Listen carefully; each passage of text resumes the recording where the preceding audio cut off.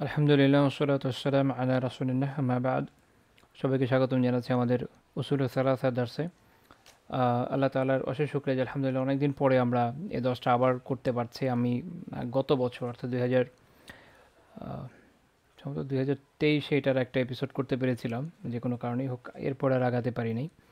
এটা আসলে আমার একটা প্রজেক্টের আন্ডারে কাজ, মানে আমার একটা স্টাডি সার্কেল ছিল, সেখানে আমি এটা নিয়ে কাজ শুরু করেছিলাম, কিন্তু কিছু ইস্যুর কারণে পরে আমি 4টা ক্লাসের পর আর এগোতে পারিনি। এটা যে প্লে লিস্টটা আছে এটা 4টার মধ্যে আটকে গিয়েছে। তো চিন্তা করলাম যে এরকম একটা গুরুত্বপূর্ণ কিতাবের দর শেষ হওয়া উচিত। তো আল্লাহ তাআলার উপর ভরসা করে আবার শুরু করছি। আলহামদুলিল্লাহ, আল্লাহ তাআলারই শুকরিয়া যে তিনি তৌফিক দিচ্ছেন। আজকে সেই হিসাবে পঞ্চম দর্স হবে, অর্থাৎ পেছনের যে আলোচনা ছিল সেটা পেছনের দর্সগুলোতেই রয়ে গেছে। আমি অনুরোধ করবে যে ইউটিউব যারা দেখছেন তারা তো প্লেলিস্টটা পেয়ে যাচ্ছেন, আর যারা ফেসবুকে এই ভিডিওটি দেখবেন তাদেরকে অনুরোধ করবো যে আমার যে ইউটিউব চ্যানেল আছে, চ্যানেলে যান, সেখানে প্লেলিস্ট আছে, সেখানে উসুল সালাসার নতুন দর্স লেখা একটা প্লেলিস্ট পাবেন, সেখানে পেছনের দর্সগুলো পেয়ে যাবেন। তো সেখানে আমরা যেখানে আলোচনা করছিলাম ওখান থেকে নিয়ে আজকে আমরা সামনে আলোচনা করি। খুবই গুরুত্বপূর্ণ একটা বিষয় আলোচনা চলছিল, যে শেখ রাহিমাহুল্লাহ তাআলা একদম কিতাবের শুরুতেই বলে দিচ্ছেন যে আলাম রাহিমাকাল্লাহ, জেনে রাখুন, আল্লাহ তাআলা আপনার প্রতি রহম করুন, আন্নাহু ইয়াজিবু আলাইনা তাআল্লুমু আরবা'i মাসাইল, আমাদের উপর 4টা মাসালা জানা আবশ্যক, 4টা মাসালা জানা আমাদের জন্য ফরজ। এক নাম্বারটা হচ্ছে আল ইলম, ইলম জ্ঞান। কি বিষয়ে জ্ঞান? হুয়া মারিফাতুল্লাহ তাআলা, আল্লাহ তাআলা বিষয়ক যে জ্ঞান, আল্লাহ তাআলার মারিফাত, আল্লাহ তাআলার পরিচয় জানা, আল্লাহ তাআলার যে তাওহীদ এটা জানা। এরপর হচ্ছে ওয়া মারিফাতুন নবী, তার নবী সাল্লাল্লাহু আলাইহি ওয়াসাল্লাম সম্পর্কে জানা, ও মারিফাতু দীনিল ইসলাম, এবং দিন ইসলাম সম্পর্কে জানা, বিল আদিল্লাহ, দলিলের সাথে।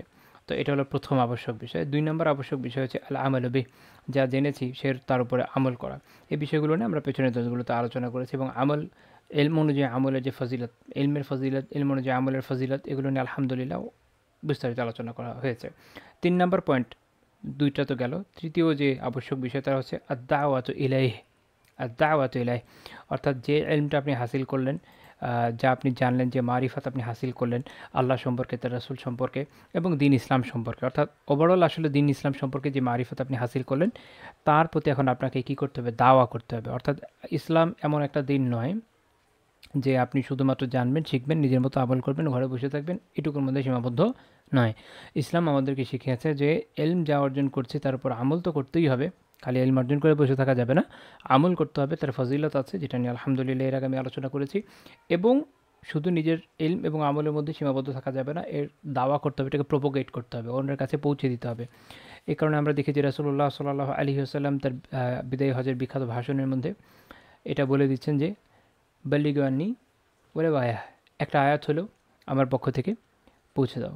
এবং পৌঁছে দেওয়াটা, দিনকে প্রোপোগেট করা, দিনকে ছড়িয়ে দেওয়া, দাওয়া ইলাল্লাহ, আল্লাহ তাআলার দিকে আহ্বান করা, ইসলামের দিকে আহ্বান করা মানুষকে, এটা অত্যন্ত গুরুত্বপূর্ণ একটা বিধান।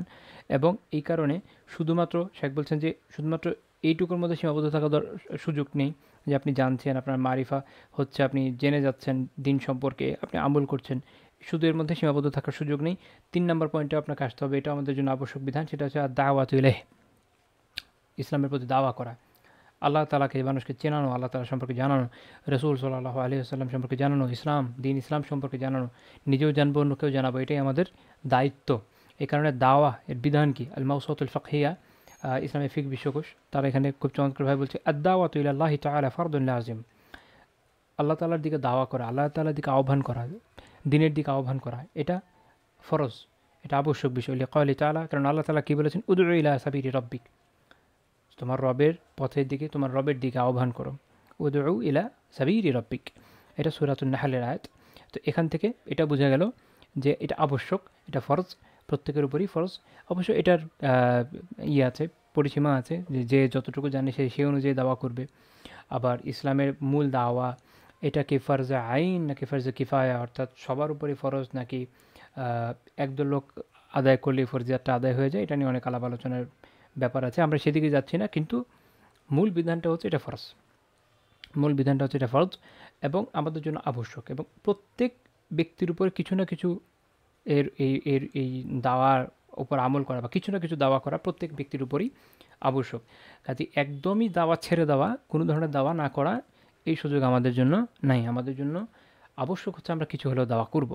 তো এই জন্য শাইখ এটা বলছেন যে দাওয়াত ইলাই, যে এদিকে কী করতে হবে, দাওয়া করতে হবে। এখন দাওয়া নিয়ে যখন আমরা আলোচনা করবো অনেকগুলো কথা আসবে, যেমন দাওয়ার গুরুত্ব কী এটা আমাদের জানা দরকার। আমাদের জানা দরকার যে দাওয়ার স্তর কী আছে, পদ্ধতি কী হতে পারে, কী বৈশিষ্ট্য হতে পারে, বা কী বৈশিষ্ট্য থাকতে হবে একজন দায়ীর। দাওয়ার আমাদের আলোচ্য বিষয় কী হবে। ইতিমধ্যে আমরা বুঝে গেছি যে দাওয়ার মূল আলোচ্য বিষয় হচ্ছে কি, ইসলাম। দিন ইসলামের প্রতি মানুষকে দাওয়া করতে হবে। এবং আহ, একটা হচ্ছে দাওয়া, এই কথায় যেমন কোরআন এবং হাদিসে আমরা কিছু না কিছু পাই, আমরা আহ, আরেকটা কথা পাই, সেটা হচ্ছে আমর বিল মারুফ ওয়া নাহি আনিল মুনকার, অর্থাৎ সৎ কাজের আদেশ দেওয়া এবং অসৎ কাজ থেকে নিষেধ করা বা বাধা দেওয়া। এটাও কি দাওয়ার ভিতরেই অন্তর্ভুক্ত। এই জন্য এই সামগ্রিকভাবে আল্লাহ তাআলার দ্বীনের দিকে দাওয়ার ভিতরে সৎ কাজের আদেশ দান এবং অসৎ কাজ থেকে নিষেধ করা এটা অন্তর্ভুক্ত হয়। যেমন মানুষকে যখন আমরা শিরক থেকে নিষেধ করছি, শিরক থেকে সচেতন করছি, তাওহীদের কথা বলছি, সৎ কাজের আদেশ হচ্ছে, অসৎ কাজ থেকে নিষেধ হচ্ছে। মূলত এই জন্য সৎ কাজের আদেশ এবং অসৎ কাজের নিষেধের ভেতরেই এই পুরা দাওয়ার বিষয়টা চলে আসে। মানে দুইটা পারস্পরিকভাবে সম্পৃক্ত, একটা থেকে বিচ্ছিন্ন কিছু নয়। তো আমাদের সবার আগে জানা এই জন্য দরকার যে দাওয়ার গুরুত্ব। আমি তো এর মধ্যে দেখলাম যে বিধান হচ্ছে এর ফজিলত বা এর যে গুরুত্ব মর্যাদা অনেক রয়েছে। কোরআন এবং হাদিসে অনেক আলাপ আলোচনা রয়েছে। সংক্ষেপের জন্য, যেহেতু এক ভিডিওতে তো সব আলোচনা সম্ভব না, চেষ্টা করব 14টা পয়েন্টের মধ্যে বা 14টা এরকম গ্রস পয়েন্ট নিয়ে আলোচনা করতে, যেটা আমাদের জন্য উপকারী। সবগুলোই উপকারী, মানে চেষ্টা করেছি যে অল্পের মধ্যে কয়টা বিষয় আনতে। আচ্ছা, প্রথম বিষয় হচ্ছে এই যে দেখেন, এই যে দাওয়া, এটা তো আবশ্যক, এটা আমরা জানি। তো দাওয়াতের বাণী আমরা যখন দাওয়া করছি কারো কাছে, আল্লাহ তাআলা বলছেন যেটা হচ্ছে সর্বোত্তম বাণী, আহসান, সর্বোত্তম। সূরা ফুসসিলাতে 33 নম্বর আয়াতে আল্লাহ তাআলা বলছেন, ওয়ামান আহসানু কাওলাম মিম্মান দাআ ইলাল্লাহি ওয়া আমিলা সলিহা ওয়া ক্বালা ইন্নানি মিনাল মুসলিমিন, যে তার থেকে উত্তম কথা আর কার আছে, যে আল্লাহ তাআলার দিকে দাওয়া করে, আল্লাহ তাআলার দিকে মানুষকে আহ্বান করে এবং ওয়া আমিলা সলিহা, এবং নিজে নেক আমল করে। তাহলে এক হচ্ছে যে শুধু দাওয়া করার মধ্যে সীমাবদ্ধ থাকা যাবে না, নিজেকেও নেক আমলের মধ্যে নিয়ে আসতে হবে। দুইটাই কাজ, নিজেও নেক আমল করব, অপরকেও নেক আমলের দিকে, তাওহীদের দিকে, ইসলামের দিকে দাওয়া করব। তাহলে যে আল্লাহ তাআলার দিকে দাওয়া করে এবং নেক আমল করে, অকল, এবং নিজের পরিচয় কি দিয়েছে, ইন্নানি মিনাল মুসলিমিন, এবং নিজেকে বলছে যে আমি মুসলিমদের অন্তর্ভুক্ত। মুসলিম মানে আত্মসমর্পণকারী, অর্থাৎ সে আল্লাহ তাআলার কাছে আত্মসমর্পিত। আল্লাহ তাআলার বিধানকে যখন কেউ মেনে নিচ্ছে এবং তার নফসের উপর আল্লাহ তাআলার বিধানকে প্রাধান্য দিচ্ছে, দিন ইসলামকে নিজের জীবনে, নিজের শয়নে, আমরা বলি না, একটা কথা বলি যে শয়নে স্বপনে নিশা জাগরণে, এরকম একটা অবস্থা। অর্থাৎ সকাল সন্ধ্যার জীবনের প্রত্যেকটা ক্ষেত্রে যখন সে দিন ইসলামকে গ্রহণ করছে এবং আল্লাহ তাআলার পছন্দের কাছে নিজেকে সমর্পণ করে দিচ্ছে, কোরআন এবং সুন্নাহ অনুযায়ী তার নিজের জীবনকে ঢেলে সাজাচ্ছে, তখন একজন ব্যক্তি কী হচ্ছে, আত্মসমর্পিত ব্যক্তি হচ্ছে, তখনই সে মুসলিম হচ্ছে। তো সে বলছে কি, আমি এরকম আত্মসমর্পিত ব্যক্তি, তো আমি যে তোমাকে আল্লাহর দিকে আহ্বান করছি, নেক আমলও করছি, এবং আমি আল্লাহ তাআলার কাছে সমর্পিত একজন ব্যক্তি। এবং এটা খুব গুরুত্বপূর্ণ বিষয়, কেননা এখনকার সময়ে মানুষ দিনের বুঝ, অনেক অদ্ভুত ধরনের বুঝ নিয়ে চলছে। বিশেষ করে অনেকে দেখা যাচ্ছে তার নিজের মন মতো বিভিন্ন ধরনের বুঝ নেওয়ার চেষ্টা করছে। যেহেতু মানুষ বর্তমান সামাজিক যে অবস্থা বা যে লোকাচার বা লোকায়ত বিভিন্ন অবস্থা, এগুলোর সাথে সে নিজেকে সম্পৃক্ত করতে চায়, সেগুলোকে ছেড়ে দিতে চায় না, এগুলোর সাথে নিজেকে রিলেটেড রাখতে চায়, এর পাশাপাশি তার নিজের মুসলিম পরিচয়ও রাখতে চায়। এর ফলে সে এমন কিছু ব্যাখ্যা বিশ্লেষণ হাজির করছে যেটা খোদ মুসলিম শব্দেরই বিপরীত, ইসলামের বিপরীত। অর্থাৎ সে যে আত্মসমর্পিত একজন বান্দা হওয়ার কথা আল্লাহ তাআলার সন্তুষ্টির কাছে, আল্লাহ তাআলার বিধানের কাছে, সেটা সে হয়ে উঠতে পারে না। সে দেখা যায় তার নিজের নফসের উপর নিজের নফসকে অনেক প্রাধান্য দেয়। নফস যেটাকে ভালো মনে করে সেটাকে সে ইসলামের নামেও চালিয়ে দেওয়ার দুঃসাহস পর্যন্ত করে ফেলে। অন্যদিকে সে নিজেকে দাবি করে আমি একজন মুসলিম। এটা একটা মানে চূড়ান্ত পর্যায়ের পরিহাস ছাড়া আর কিছু না। কারণ মুসলিম তো সেই যে আল্লাহ তাআলার বিধানের কাছে আত্মসমর্পিত হয়। আল্লাহ তাআলা আমাদেরকে তা হওয়ার তৌফিক দান করুন, আমিন। তো তাহলে দাওয়াতের এই যে বাণী, এটাই সর্বাধিক উত্তম কথা। আপনি যত সুন্দর কথাই বলেন না কেন, যত ভালো ভালো কথাই বলেন না কেন, যত গল্পই করেন না কেন, যত রসিকতাই করেন না কেন, বা এখনকার সময় যেগুলো চলে যে খুব মোটিভেশনাল বিভিন্ন কথাবার্তা, এগুলো এত উত্তম কথা নয় যত উত্তম কথা দাওয়ার কথা, কারণ এটা মানুষকে আল্লাহর দিকে নিয়ে আসে। তার যে সৃষ্টির মূল, যে আল্লাহ তাআলা তাকে বানিয়েছেন কেন? আল্লাহ তাআলার ইবাদত করার জন্য। আর এই ইবাদতের দিকে যে কথা তাকে নিয়ে আসছে, একজন ব্যক্তিকে নিয়ে আসে, এটা সর্বোত্তম কথা। তা আমার কাছে যত কড়া লাগুক, আমার কাছে যত তিক্ত ফিল হোক না কেন, এটাই সর্বোত্তম কথা। কিন্তু আমাদের কিন্তু মানসিকতা চেঞ্জ হয়ে গেছে। এখনকার সময় অবস্থা এরকম যে কাউকে যদি আল্লাহর দিকে দাওয়া করা হয়, দিনের দিকে দাওয়া করা হয়, কারো ভুল সম্পর্কে সচেতন করে দেওয়া হয়, তখন এটা তার কাছে কটু কথা মনে হয়, সেটা নিতে পারে না। কিন্তু আল্লাহ এটাই বলছেন, ওয়ামান আহসানু কাওলাম মিম্মান দাআ ইলাল্লাহি ওয়া আমিলা সলিহা, যে তার থেকে উত্তম কথার কার আছে যে আল্লাহ তাআলার দিকে আহ্বান করে এবং নেক আমল করে। তাহলে যখন আমরা আল্লাহর দিকে দাওয়া করব, নিজে নেক আমল করব এবং আত্মসমর্পিত মুসলিম হব, তখন এই যে আমাদের দাওয়ার বাণী, এটা হলো সর্বাধিক উত্তম কথা, বিশাল ফজিলতের বিষয়। ২ নাম্বার, যে এই উম্মতের আবির্ভাব কেন হলো এবং এই উম্মত কেন সবচেয়ে কল্যাণকর উম্মত, তার কারণ সূরা আলী ইমরানের ১১০ নম্বর আয়াতে আল্লাহ তাআলা বলছেন, কুনতুম খায়রা উম্মাহ, তোমরা হচ্ছে সবচেয়ে উত্তম উম্মাহ, কল্যাণকর উম্মাহ, উখরিজাত লিন্নাস, তোমাদেরকে বের করা হয়েছে মানুষের জন্য। অর্থাৎ এই উম্মাহ এরকম উম্মাহ, আত্মকেন্দ্রিক উম্মাহ না, আত্মকেন্দ্রিক উম্মাহ না যে আমরা মনস্টারির মধ্যে জীবন কাটিয়ে দিব, নিজস্ব বিভিন্ন প্রতিষ্ঠানের মধ্যে জীবন কাটিয়ে দিব, নিজেদের জীবন এভাবে পার করে শেষ করে দিব, এরকম না। উখরিজাত লিন্নাস, মানুষের জন্য বের করা হয়েছে। এখন মানুষের জন্য বের করা হয়েছে কি করবে? এখানে হচ্ছে দাওয়া। তা'মুরুনা বিল মা'রুফ, তোমরা সৎ কাজের আদেশ দিবে, ওয়া তানহাউনা আনিল মুনকার, এবং অসৎ কাজ থেকে বাধা দিবে, ওয়া তু'মিনুনা বিল্লাহ, এবং আল্লাহ তাআলার উপরে ঈমান আনবে, আল্লাহ তাআলাকে বিশ্বাস করবে, আল্লাহ তাআলার দ্বীনের উপর বিশ্বাস করতে হবে। অর্থাৎ আপনি এই যে সৎ কাজের আদেশ দিচ্ছেন, অসৎ কাজের নির্দেশ অসৎ কাজ থেকে যে বাধা দিচ্ছেন, সৎ কাজের আদেশ দিচ্ছেন এবং অসৎ কাজ থেকে বাধা দিচ্ছেন, এটা আপনি এই জন্যই করছেন যে আপনি আল্লাহর উপর বিশ্বাস করেন, আল্লাহকে বিশ্বাস করেন, আল্লাহর উপর আপনার আস্থা আছে, আপনি জানেন আল্লাহ আপনাকে সাহায্য করবে, আপনি জানেন আল্লাহ তাআলা সন্তুষ্ট হবেন যদি আপনি এই কাজটা করেন। এবং এই কাজটা আপনি কোন কাজটা করবেন, কোনটাকে আপনি বলবেন এটা সৎ কাজ, কোনটাকে বলবেন এটা অসৎ কাজ। আমাদের কাছে সৎ কাজের মানদণ্ড ইসলাম, আমাদের কাছে অসৎ কাজের মানদণ্ডও ইসলাম। ইসলাম যেটাকে সৎ কাজ বলেছে ওটাই সৎ কাজ, ইসলাম যেটাকে অসৎ কাজ বলেছে ওটা অসৎ কাজ, শেষ কথা। এরপরে বাইরে যত কথাই আসুক, যত কাজে আসুক, যত ভালো কাজ আসুক, যেটা মানুষ বলছে এটা ভালো কাজ, মানুষ বলছে ওটা খুবই ভালো কাজ, কিন্তু ইসলাম বলছে না এটা ভালো কাজ না, এটা অসৎ, তাহলে এটা অসৎই। মানুষ বলছে এটা খুবই খারাপ কাজ, কিন্তু ইসলাম বলছে না এটা ভালো কাজ, এটা ভালো কাজ, শেষ। কারণ মানুষ কত কথাই বলবে, মানুষ তার প্রবৃত্তির দাস, কিন্তু ইসলাম হচ্ছে আল্লাহ তাআলার বিধান, আল্লাহ তাআলা যা দিয়েছেন সেটা সঠিক, অ্যাবসলিউট ট্রুথ, এটার মধ্যে কোনো ভুলের অবকাশ নেই। কাজেই আমরা যে সতের দিকে দাওয়া করব, যে সৎ কাজের দাওয়া করব, সেটা হলো ইসলাম, সেটা হচ্ছে ইসলামের দাওয়া, সেটা হচ্ছে ইসলামের দৃষ্টিতে সৎ কাজের দাওয়া। আর যেটা অসৎ কাজ থেকে আমি মানুষকে নিষেধ করবো, বাধা দিব, বলবো যে ভাই এই কাজটা করবেন না, ভাই এটা ভালো নয়, এই সম্পর্কে আল্লাহই বলেছেন, তার রাসূল সাল্লাল্লাহু আলাইহি ওয়াসাল্লাম এই বলেছেন, এটা হলো সেই কাজ যেটাকে আমরা ইসলাম অনুযায়ী পাবো যেটা ভালো না, তখন এই জন্য বাধা দিচ্ছি, বাধা এই জন্যই দেবো। আমার নফসের জন্য বাধা দিব না, বা আমার নিজের খারাপ লাগছে এই জন্য বাধা দিচ্ছি, এরকম না। এখানে আমার ইখলাসের বিষয় আছে, আত্মিক সুস্থতার বিষয় আছে। আমার এই কাজটা, আমার নিয়তটা যেন বিশুদ্ধ হয়, আল্লাহর জন্য হয়, এবং আমাদের যেন ইখলাস থাকে। যখন এইটা হবে, তখন আমার এই কাজটা হবে কল্যাণের কাজ, এবং তখন আমি আমার যে আবির্ভাব, এই উম্মার ভিতরে থাকা, ইসলামের অন্তর্ভুক্ত হওয়া, এবং এই যে কল্যাণ যে খায়ের এই উম্মাতের মধ্যে রয়েছে, তার দাবিদার হওয়া, এটা আমার জন্য তখনই বাস্তবে সঠিক হবে যখন আমি কাজগুলো করব, নয়তো কিন্তু হচ্ছে না। ৩ নাম্বার পয়েন্ট। আচ্ছা, এখানে এটাও একটা পয়েন্ট যে এটাই উম্মাহ তখন এই কাজটা বেসিক্যালি করবে যখন তার শাসন ক্ষমতা থাকবে, তখন একটা স্কেলে সে করবে, আর যখন তার থাকছে না তখন সে একটা স্কেলে করবে। কিন্তু মনে রাখতে হবে যে কাজগুলো ব্যাপক, কাজগুলো ব্যাপক। সৎ কাজের আদেশ, অসৎ কাজ থেকে নিষেধ আমি আমার পরিবারের মধ্যে অনেকটা করতে পারি, আমি আমার পরিচিতের মধ্যে অনেকটা করতে পারি, আমার নিজের একটা প্রতিষ্ঠান আছে সেখানে আমি অনেকটা করতে পারি, যেখানে আমার সামর্থ্য যতটুকু আছে অতটুকু করতে পারি।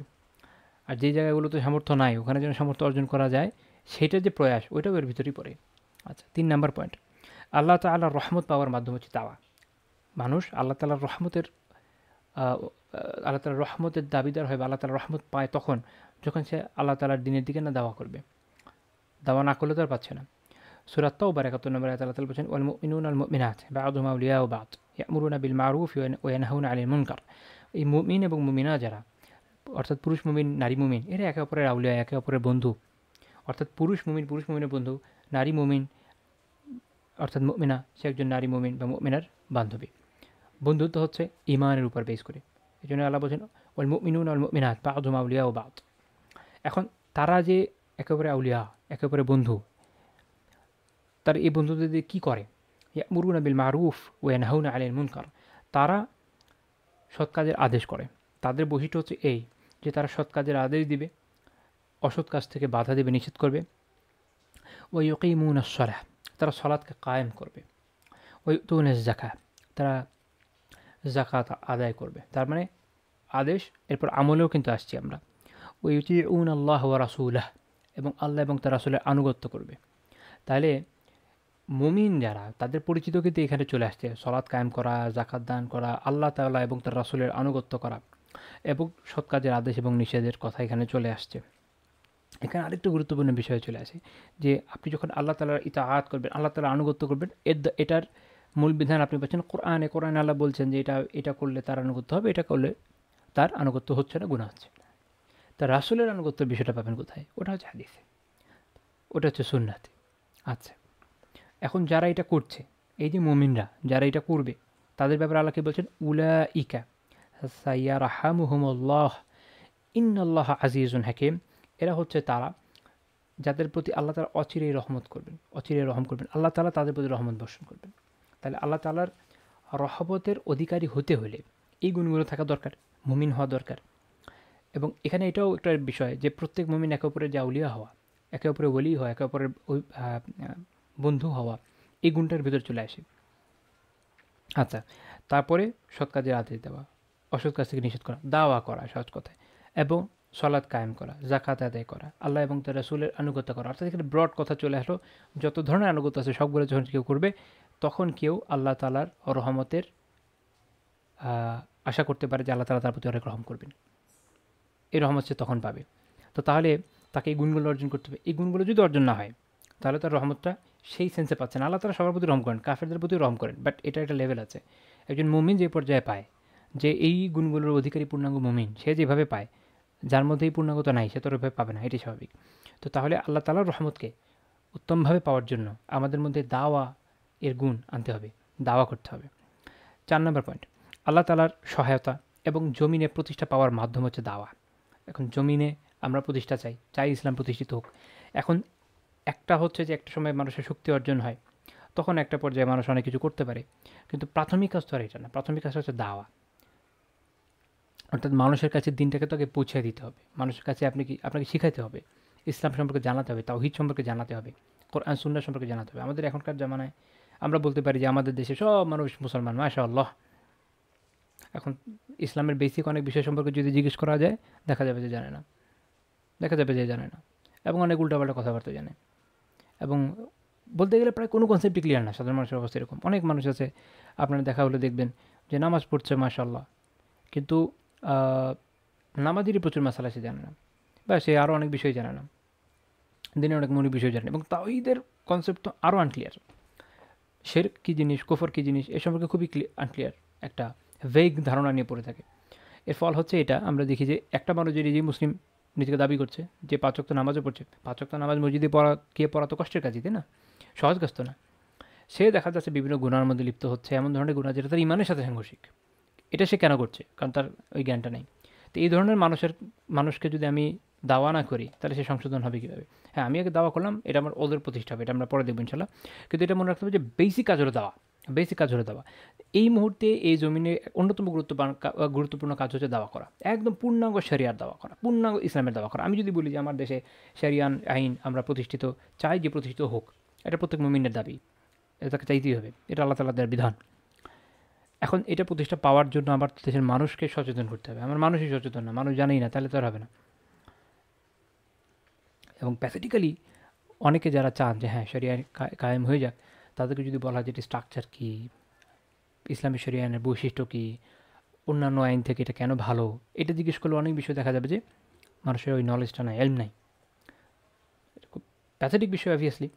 তো তাওহীদকে প্রতিষ্ঠা করার জন্য, মানুষকে তাওহীদ শেখানোর জন্য, শিরক থেকে বাঁচানোর জন্য, বেদাত থেকে বাঁচানোর জন্য, কুফর থেকে বাঁচানোর জন্য, নেক আমল সম্পর্কে জানানোর জন্য, কিসে মানুষের আমল নষ্ট হয়ে যায়, কিসে মানুষের ঈমান নষ্ট হয়ে যায়, এগুলো জানানো, এগুলো সবই দাওয়ার বিষয়।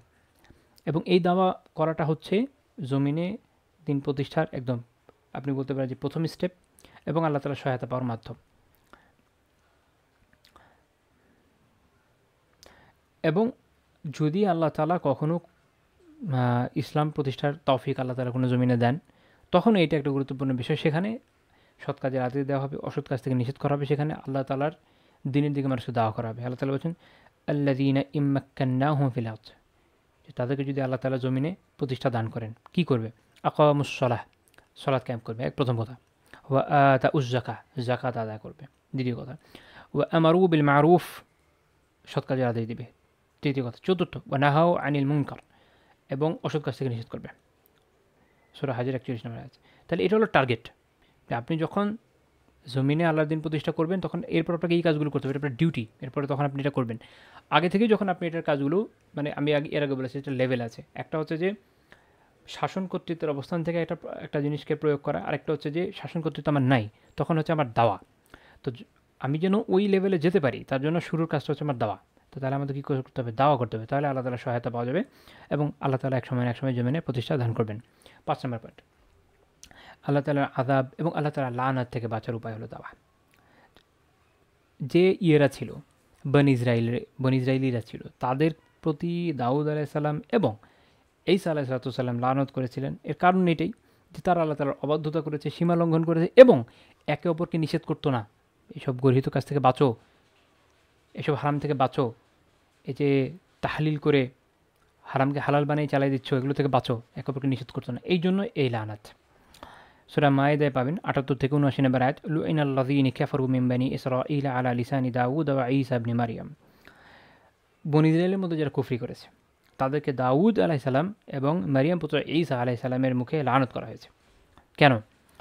যালিকা বিমা আসাউ ওয়া কানু ইয়াতাদুন, কারণ তারা অবাধ্য হয়েছে এবং সীমা লঙ্ঘন করত। তারা আল্লাহ তাআলার অবাধ্যতা করেছে এবং সীমা লঙ্ঘন করেছে। আচ্ছা, আর কানু লা ইয়াতানাহাউনা আন মুনকার, কানু লা ইয়াতানাহাউনা আন মুনকার, তারা একে অপরকে, এই যে তারা গর্হিত কাজ করত, সেখান থেকে তারা একে অপরকে নিষেধ করতো না, বারণ করতো না। তো তাহলে নিষেধ করাটা জরুরি। আপনি যখন নিষেধ করবেন, নিজের অবস্থান থেকে নিষেধ করবেন, দাওয়া করবেন, তখন আল্লাহ তাআলার আযাব থেকে বাঁচবেন, আল্লাহ তাআলার লানত থেকে বাঁচবেন। যদি না করেন, তাহলে উল্টাটা হবে, বনী ইসরাঈলীদের বৈশিষ্ট্য হয়ে যাবে। এবং এটাও একটা গুরুত্বপূর্ণ পয়েন্ট যে এই যে দাওয়াকে বন্ধ করে দেওয়া, দাওয়াকে স্তীমিত করে দেওয়ার একটা প্রয়াস, এটা তো চলে যে না, দাওয়ার কী দরকার, আমরা তো সবাই মুসলমান, মাশাআল্লাহ, এক একজন আল্লামা। তো এইগুলো হচ্ছে বনী ইসরাঈলীদের বৈশিষ্ট্য, যে মানুষের কাছে দিনকে পৌঁছাতে বাধা দেওয়া। এটা এটা এটা এইটা থেকে যখন বাঁচা যাবে, যখন আমরা দিনকে পৌঁছাবো, তখন আমরা উল্টায় যাবো, অর্থাৎ বনী ইসরাঈলের বৈশিষ্ট্য থাকবে না, তখন আমরা মুসলিমের বৈশিষ্ট্য অর্জনে সক্ষম হবো। দুঃখিত, আমার আসলে একটু কথা একটু করে আসছে, ভেঙে ভেঙে আসছে, কিন্তু তারপরেও চেষ্টা করছি বলার চেষ্টা যথাসম্ভব। আচ্ছা, তারপর আসেন 6 নম্বর পয়েন্ট, যে আল্লাহর কাছে নিজের সপক্ষে ওজর স্থাপন করা। এখন সমাজে দেখবেন অনেক মানুষ অনেক গুনাহ করে, অনেকে অনেক কিছু জানে না। হ্যাঁ, আমরা যখন তাদেরকে উপদেশ, আমরা তো এটা জানি যে যারা নেক আমল করছে না, যারা বিভিন্ন পাপাচারে লিপ্ত, আল্লাহ তাআলা তাদেরকে ধ্বংস করে দিতে পারেন, তাদেরকে আযাব দিতে পারেন, ঠিক আছে। কিন্তু আমরা তাহলে তাদেরকে দাওয়া দিই কেন? নিজেদের ওজর প্রতিষ্ঠা করার জন্য। যারা আমরা আমার পক্ষে যতটুকু সম্ভব আমরা এই কাজটা করেছি। সূরা আরাফের 164 নম্বর আয়াতে আছে, সেখানে যে বনী ইসরাঈলের সেই জাতির কথা আছে যারা সীমা লঙ্ঘন করেছিল। তো তখন একদল তাদেরকে উপদেশ দিয়েছে, তখন আরেক দল তাকে জিজ্ঞেস করছে, ইয ক্বালাত উম্মাতুম মিনহুম, যখন তাদের একদল জিজ্ঞেস করলো কি, লিমা তাইজুনা কওমা, তো এমন জাতিকে কেন উপদেশ দিচ্ছ, ওয়াজ করছো এমন জাতির সামনে। আল্লাহু মুহলিকুহুম আও মুআযযিবুহুম আযাবান শাদীদা, আল্লাহ যাদেরকে ধ্বংস করে দিবেন বা ভয়ানক আযাব দিবেন, তাদেরকে কেন আবার উপদেশ দিচ্ছ কেন?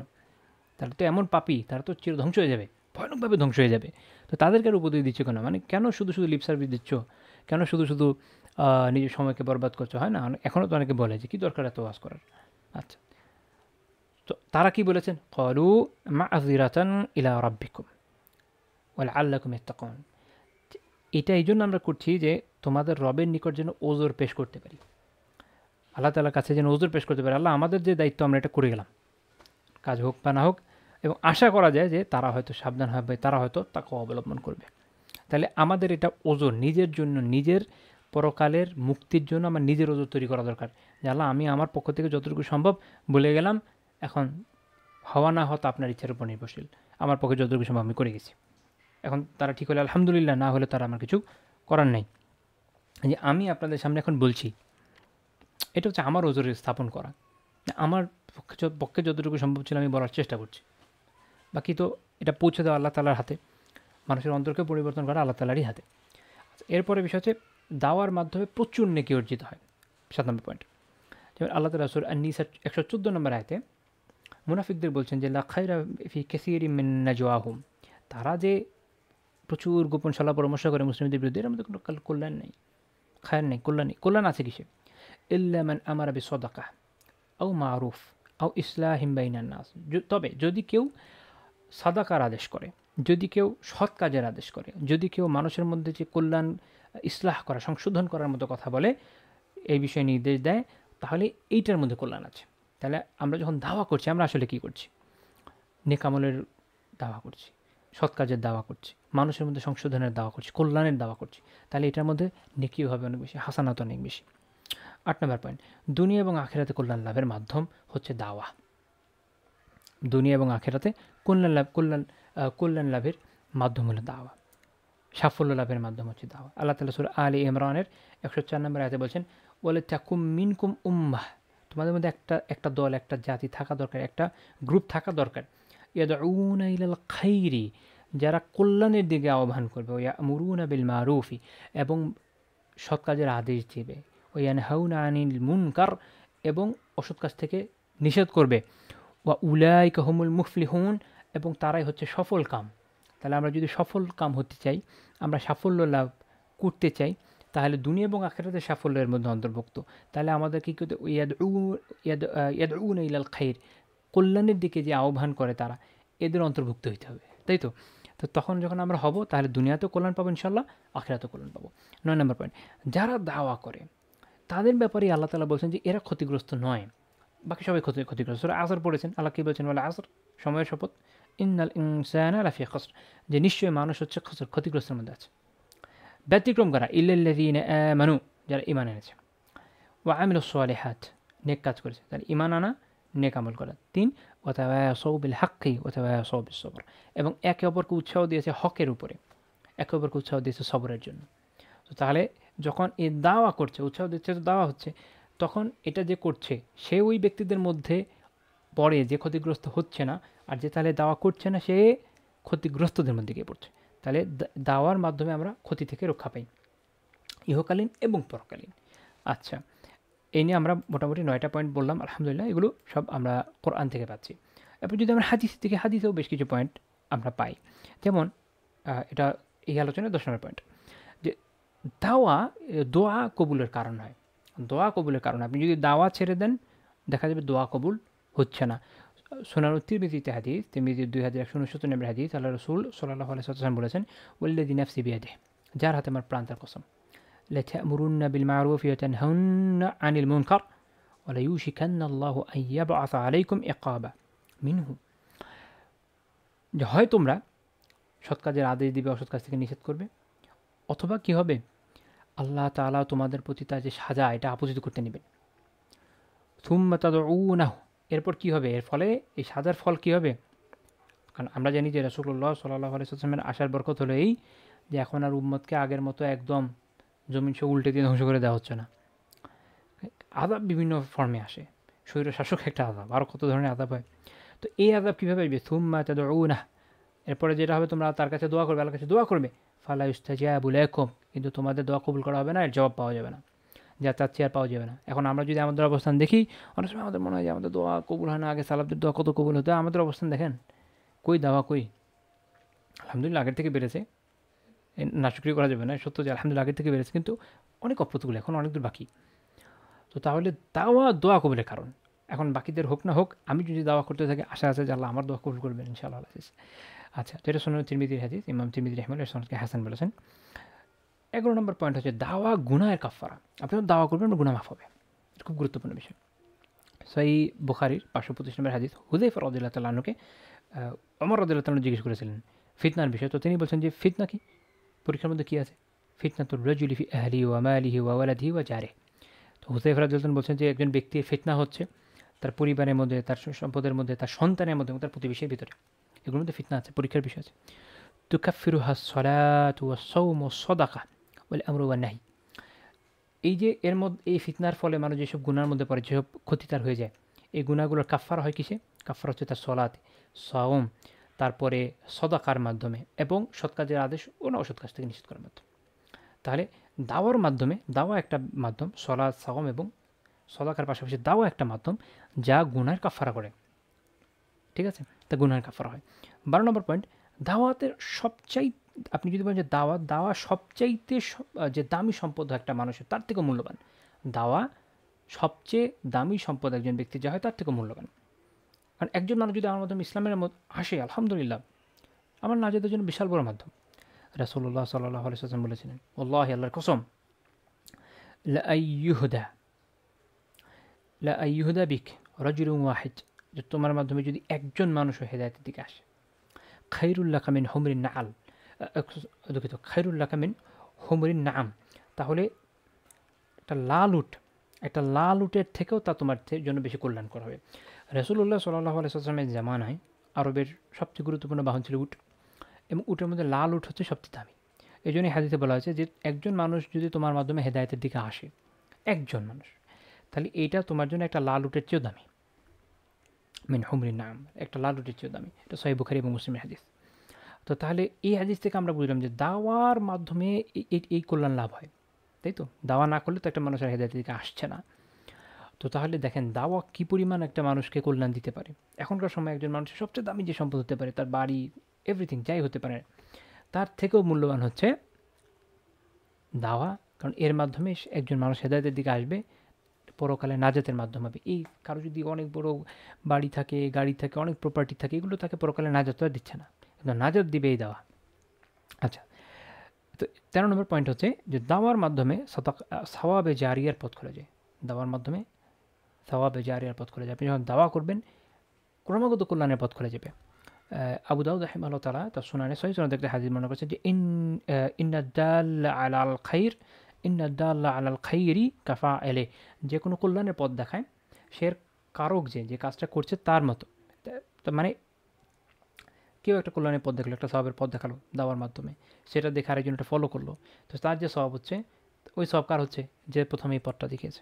এই জন্য সহিহ মুসলিমের হাদিসে আছে, মান দাআ ইলা হুদা, যে হেদায়েতের দিকে আহ্বান করে, কানা লাহু মিনাল আজরি মিসলু উজুরি মান তাবিআহ, যারা তাকে এই হেদায়েতের পথে অনুসরণ করবে তাদের যে আজর, তাদের যে প্রতিদান, তাদের যে সওয়াব, এই পরিমাণ সওয়াব সে পাবে। লা ইয়ানকুসু যালিকা মিন নুজুরিহিম শাইআ, কিন্তু যারা এই যে অনুসরণ করলো, তাদের এই কারণে তাদের সওয়াব থেকে কোনো কিছু কমানো হবে না, তাহলে তাদের থেকে কিছু কমছে না, কিন্তু যে দাওয়াটা করেছিল ফার্স্ট আগে, সে কিন্তু সব ঠিকই পাচ্ছে। ওমান দাআ ইলা যালালাহ, আর যে কোনো গুমরাহের দিকে আহ্বান করে, পথ দেখায়, কানা আলাইহি মিনাল ইসমি মিসলু আসাম মান তাবিআহ, আর যে কোনো গুমরাহের দিকে পথ দেখায়, যারা তার অনুসরণ করছে, তারা যে গুনাহ করছে তার অনুরূপ গুনাহ তার। লা ইয়ানকুসু যালিকা মিন আসামিহিম শাইআ, আর এক্ষেত্রে তার যারা অনুসরণ করছে তাদের গুনাহ থেকে কোনো কিছু কিন্তু কমছে না। তাহলে যদি হেদায়েতের পথ আমরা দেখাইতে পারি দেওয়ার মাধ্যমে, আলহামদুলিল্লাহ, তাহলে আমরা আমাদের এই দেখানোর পথে যতজন মানুষ চলবে, যতজন বিভিন্ন নেক আমল করবে, তার সওয়াব সে তো পাচ্ছে, ওটা আমিও পাচ্ছি। তো মনে করেন আমি এখনকার সময়, যেমন ধরেন আপনি যদি ইন্টারনেটের কথা আসেন, অনেক দাওয়া করা যায় আলহামদুলিল্লাহ। যেমন আমি এই ভিডিওটা করছি, আপনারা দেখছেন, যতজন দেখছেন, অনেকগুলো আয়াত শুনছেন, হাদিস শুনছেন, একটা ইলম অর্জন করছেন, আপনার একটা সওয়াব হচ্ছে, আমি আলহামদুলিল্লাহ আশা করি যে এটার পূর্ণ প্রতিদান আমিও পাচ্ছি বা পাবো। আবার আপনি আরও কয়েকজনকে দিলেন দেখার জন্য, তারা যখন দেখলো, তাদের সবটা কিন্তু আপনি পাচ্ছেন, আবার আমিও পাচ্ছি। ইন্টারেস্টিং, আলহামদুলিল্লাহ। আবার আমি কোথাও একটা পোস্ট করলাম, কিছু একটা লিখলাম, একটা আয়াত লিখলাম, একটা হাদিস লিখলাম, একটা আমলের ব্যাপারে বললাম, একটা দোয়া শেখালাম, আপনার মুখস্থ করলেন, শিখলেন, জানলেন, তো আপনাদের স্বভাব হচ্ছে, আমল করছেন, যতবার আমল করবেন আপনার স্বভাব হবে, ওর থেকে আমিও পাচ্ছি। সুবহানাল্লাহ, কত গুরুত্বপূর্ণ বিষয়। আচ্ছা, 14 নম্বর পয়েন্ট আছে আল্লাহ ও তার রাসূলের আদেশ পালন। এটা সবচেয়ে গুরুত্বপূর্ণ, শেষে আনলাম, বাকি সবগুলো গুরুত্ব বোঝার পরে এটা আমাদের বোঝা আরও সহজ হবে। যে আল্লাহ তাআলা কী বলছেন, উদউ ইলা সাবিলি রাব্বিক, যে তোমার রবের পথের দিকে আহ্বান করো, তোমার রবের দিনের দিকে আহ্বান করো, বিল হিকমাতি ওয়াল মাউইজাতিল হাসানাহ, প্রজ্ঞার সাথে এবং উত্তম চিত্তাকর্ষক উপদেশের মাধ্যমে। তো সূরা নাহলের আয়াত, এখান থেকে বুঝলাম যে আল্লাহ তাআলা এটা আমাদের আদেশ করেছেন, আমাদের করতে হবে। আমরা জানি সহিহ মুসলিমের হাদিসে আছে যে রাসূলুল্লাহ সাল্লাল্লাহু আলাইহি ওয়াসাল্লাম কী বলেছেন, মান রাআ মিনকুম মুনকারা, তোমাদের কেউ যখন কোনো খারাপ কিছু দেখবে, অপছন্দের কিছু দেখবে, ফালিয়ুগাইয়িরহু বিয়াদিহি, সে যেন তার হাত দিয়ে এটাকে চেঞ্জ করে দেয়। প্রথম কাজ হাত দিয়ে করা। তাহলে হাতে সামর্থ্য থাকার দরকার তো। এখন যদি না থাকে, হতে পারে নাই, শাসন ক্ষমতা আমার হাতে নাই, বা এমন জায়গায় আছে ওখানে আমার ওই পাওয়ার নেই, ইল্লাম ইয়াশতাতি ফাবিলিসানি, তাহলে সে মুখ দিয়ে করবে, অন্তত জবান দিয়ে করবে। এটা দাওয়া, এটা দাওয়া। এই যে আমি আপনাদের সামনে এখন বলছি, দাওয়া। আমি তো আপনাদেরকে ধরে বসে বলতে পারবো না যে আসেন শিখাই, এটা তো আর হবে না। আমি আমার পক্ষে আমার মুখ দিয়ে যতটুকু সম্ভব আপনাদের জানাচ্ছি, জেনে নেন। এটা তো মানে পজিটিভ ক্ষেত্রে, কিন্তু মুনকারের ক্ষেত্রে কি হাত দিয়ে করা যাচ্ছে না, মুখ দিয়ে বলেন যে ভাই এটা করবেন না।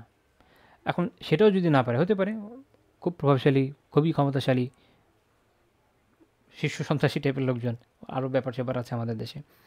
ইল্লাম ইস্তাতি, যদি এটাও সে না পারে, ভাবে কালবে, তাহলে সে অন্তর দিয়ে চেঞ্জের চেষ্টা করবে। এই ভাবে কালবে, তাহলে তার অন্তর দিয়ে কী করবে, ফালিও গেইয়ের হো, তাকে চেঞ্জ করবে। ওটার সাথে এটা রিলেটেড শুরুর। তাহলে অন্তর দিয়ে চেঞ্জের চেষ্টা করবে, অন্তর দিয়ে খালি ঘৃণা না, অন্তর দিয়ে চেঞ্জের চেষ্টা করবে। অন্তর দিয়ে চেঞ্জের চেষ্টা মানে কি, থিঙ্কিং, ফিকির করতে হবে যে হাউ টু চেঞ্জ। এখন পারছি না, সামনে কেমনে করবো, সামনে কেমনে জবানের ক্ষমতা অর্জন করবো, সামনে কেমনে হাতের ক্ষমতা অর্জন করবো, চিন্তা করতে হবে, চেষ্টা করতে হবে, ফিকির করতে হবে। ওদালিকা আদাফুল ইমান, আর এটা হচ্ছে ইমানের সবচেয়ে নিম্ন স্তর। মানে আমার যখন নাই, এটা একদম লোয়েস্টে নেমে এসেছি, তাহলে আমি যখন ধীরে ধীরে একদম উপরে টপটায় চলে যাব, হাত দিয়ে চেঞ্জের পর্যায়ে চলে যাব, দাওয়া করতে করতে করতে করতে, তখন ওটা হবে সর্বোচ্চ পর্যায়ে। তো এটা সহিহ মুসলিম হাদিস। আমরা এখান থেকে আলহামদুলিল্লাহ দাওয়ার 14টা ফজিলত সম্পর্কে জানতে সক্ষম হলাম কোরআন এবং হাদিস থেকে। তো আল্লাহ তাআলা তৌফিক দিলে ইনশাআল্লাহ তাআলা পরবর্তী দিন দাওয়ার সাথে রিলেটেড আরও কিছু বিষয় নিয়ে আমরা আলোচনা করব। আজকে এই পর্যন্তই থাকছে। সুবহানাকাল্লাহুম্মা বিহামদিকা লা ইলাহা ইল্লা আনতা আস্তাগফিরুকা ওয়া আতুবু ইলাইক।